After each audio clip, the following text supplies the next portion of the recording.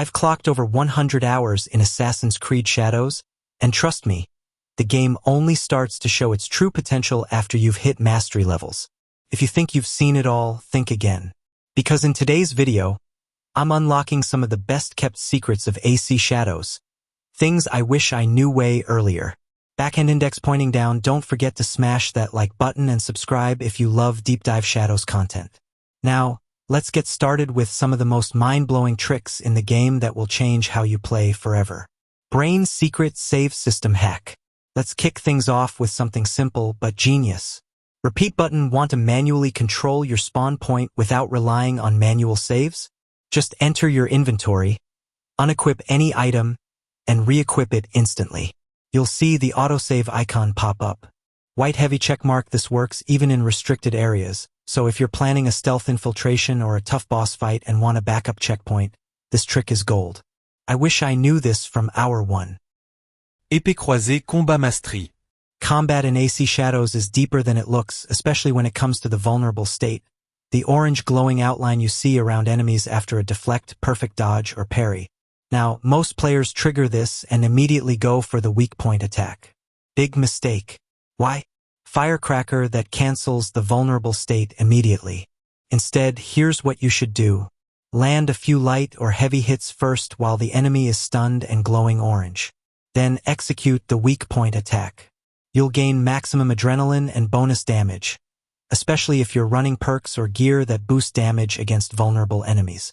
Pro tip: using the Tento weapon, you might see the glow disappear after a heavy attack, but the enemy is still technically vulnerable, so don't skip that weak point strike.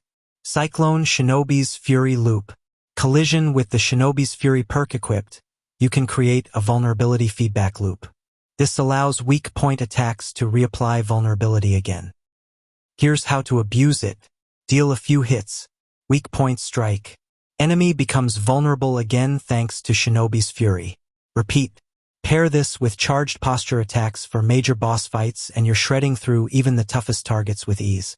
Dagger 1v1 Boss Melter Combo. Here's a god tier combo for Neo.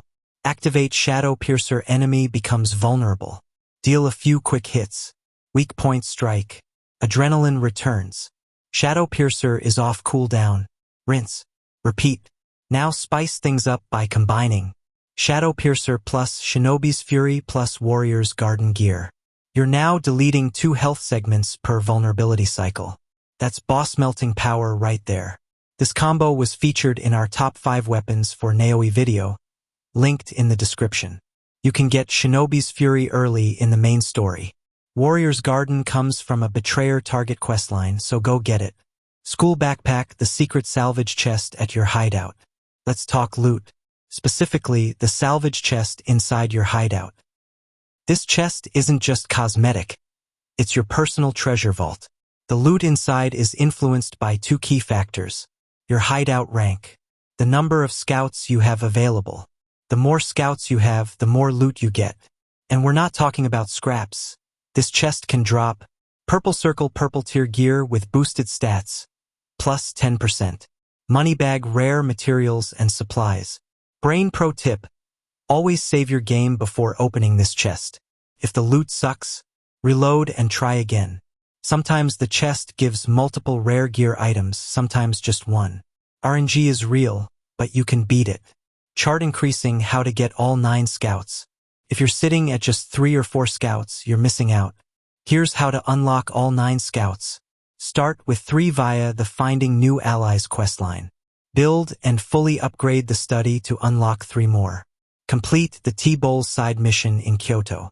Buy all the bowls, then host the ceremony equals plus 1 scout. Defeat the Pirate and the Fox Alliance targets equals plus 1 scout. Duel the student after completing a portion of the Mner main questline. Finally, track down Nabatsuna and defeat the Muno toy target equals plus 1 scout. White heavy checkmark once you have all 9. Let your scouts work each season. Then collect god tier loot from your salvage chest. Shopping bags, the secret vendor you're not using. Round pushpin. Let's talk about the itinerant vendor. An ultra secret trader you'll never find unless you know where to look. This merchant isn't marked clearly and spawns randomly in different locations each season. But when you find them, jackpot. Here's what they offer. Gemstone gold currency, used for upgrading gear without crafting mats. Money bag, they buy hideout resources at much higher prices. Warning example, port trader pays 30,000 for your crops. Itinerant vendor pays 46,000 plus 4 the same amount. Brain locations? There are 3 known spawn zones. Check the image overlay or Reddit user Comisifarer for tips. You'll only see the icon when you're close, so travel and explore carefully each season. Collision advanced ground strike mechanics. Ground strikes seem simple, until you realize just how deep this mechanic goes. White heavy checkmark, here's the key. If the enemy has any armor left and you ground strike them, it will only break armor, not damage health. So, break armor first, then use knockdown abilities. Now your ground strike will deal direct health damage. Here's how the damage formula works. Weapon type, Axe Naginata equals highest ground strike damage. Daga katana y tanto igual a balanced. Sama lowest. Enemy level, higher enemy level equals reduced damage. Weapon level, lower level weapons equals less ground strike damage. Light bulb example, level 38 Kanabo does 2 health segments. Max level Kanabo, for health segments. Switch to Naginata for boss finishers, especially if you knock them down with abilities like Lightning Kicks. Lightning Kicks also gets an AoE upgrade when leveled up, letting you down multiple enemies at once.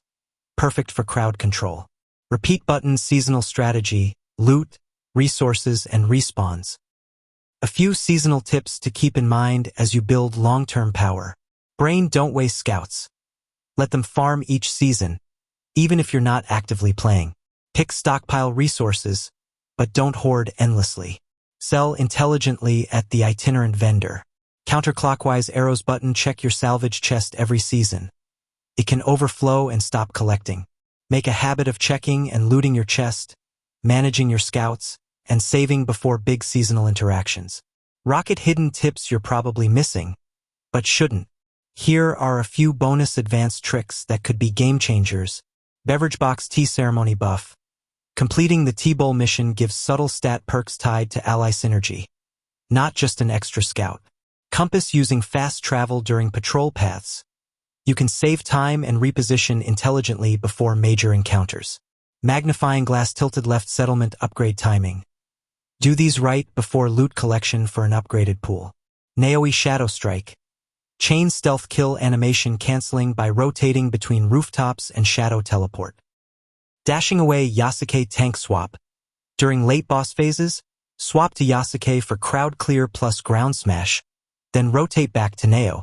Direct hit. If even one of these tips blew your mind, drop a like. It really helps the channel grow. And if you've discovered any wild secrets or unknown mechanics in Assassin's Creed Shadows, let me know in the comments below.